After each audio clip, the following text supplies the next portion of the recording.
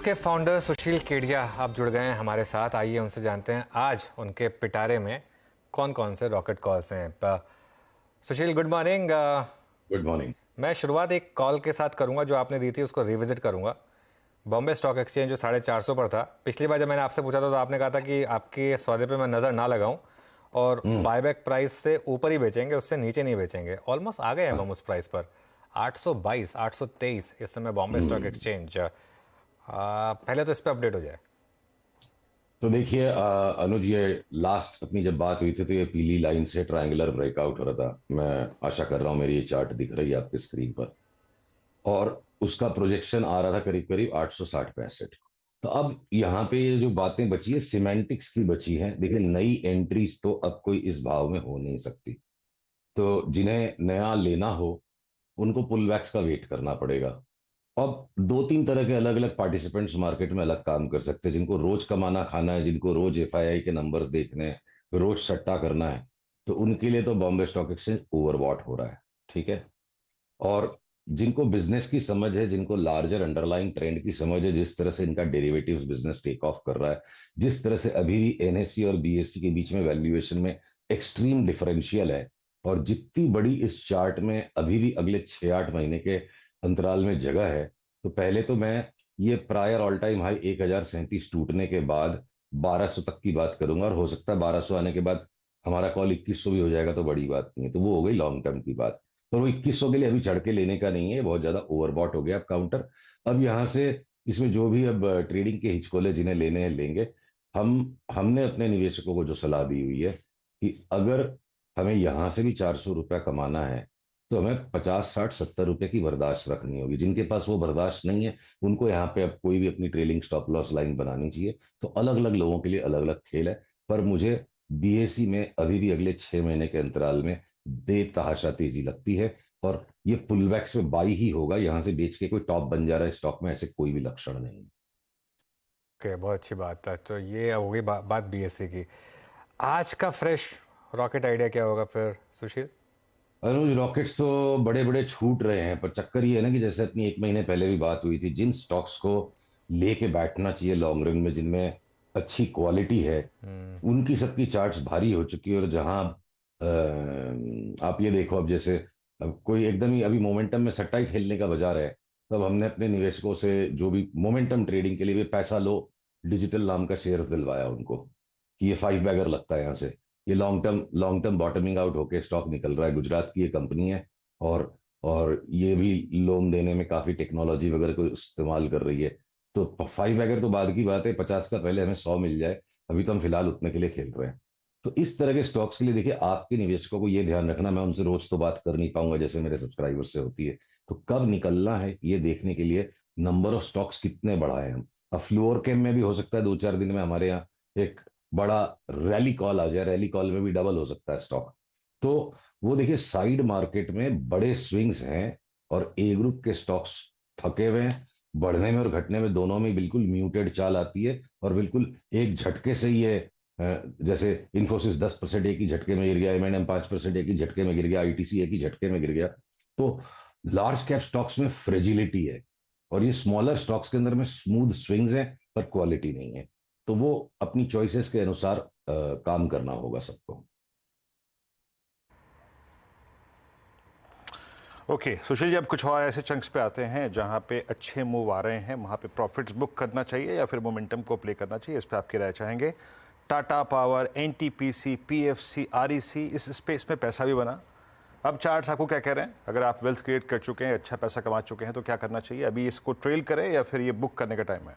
देखिए, टाटा पावर की चार्ट एक अलग फ्लेवर की चार्ट है, और बाकी के जो तीनों आपने जो नाम लिए हम उन पे भी आएंगे। टाटा पावर तो अब ब्रेकआउट देता जा रहा है, यहां से इसमें मोमेंटम जनरेट हो रहा है। ठीक है। तो इस मोमेंटम के साथ आपको ट्रेलिंग स्टॉप्स जो भी लगाकर यहाँ सस्टेन करना चाहिए, कॉन्ट्रेरियन होके कोई टाटा पावर को बेच देने की अभी तो घाई मत कीजिए, और जगह लगती है। पर बाकी आपके जो एनटीपीसी, और आपने दोनों से कौन से नाम बोले, एनटीपीसी वगैरह ये स्टॉक्स की ये जो धुरी बन चुकी है, इसके अंदर में अब आप यहां से कुछ भी एंट्री नहीं कर सकते। ये जिस तरह से एक्सट्रीम पोलारिटी से चल रहा है, तो आपको बस अपना एक ट्रेलिंग स्टॉप लॉस लगाना होगा जो ट्रेडिंग कर रहे हैं। और नई कोई को बाइंग सोचनी भी है तो वो वापस 197 के प्रीवियस रेजिस्टेंस तक ये नहीं आए तो देखना होगा। ये एकदम हीट में आ गए स्टॉक। अब पीएफसी, आपने एक नाम और कहा मुझे, उसकी चार्ट भी हम खोल लेते हैं। तो ये देखिए एक्सट्रीम ओवरबॉट है यहाँ पे। पीएफसी की चार्ट लगता है सबसे ज्यादा परिपक्व है। एनटीपीसी उसके पीछे पीछे चल रहा है और टाटा पावर लैगार्ड है। तो यहाँ से अब इसमें नई एंट्रीज नहीं कर सकते। पीएफसी के अंदर में जब भी अब एक रिवर्सल बनेगा और ट्रेलिंग स्टॉप लॉस लाइन कटेगी, आप समझ लो 4 डे आरओसी नेगेटिव आ गया, उस दिन आप टेक प्रॉफिट कर लीजिए। मोमेंटम ट्रेडर है तो आरएसआई भी डाइवर्जेंट है। ये चार्ट पूरी पूरी तरह से परिपक्व हो चुकी है। Okay, PFC, REC, NTPC, Tata power पे आपकी टिप्पणी। अच्छा सुशील जी, वो जो बायोकॉन का ट्रेड पकड़ा था आपने बेस से पकड़ा था, ठीक है। मैं ऐसे आपसे एक प्रश्न पूछना चाहूँगा। 2-3 स्टॉक्स ऐसे रहे हर स्पेस में, सेक्टर में, जिन्होंने उस सेक्टर को कुछ भी हुआ हो लेकिन उनकी अंडर परफॉर्मेंस बदस्तूर कायम है। Just putting instance of Voltas, देखिए हैवेल्स ने क्या किया, डिक्सन ने क्या किया। वोल्टास अभी भी 786 पे इस दौर की सबसे लोवेस्ट ट्रजेक्टरी पे ट्रेड कर रहा है।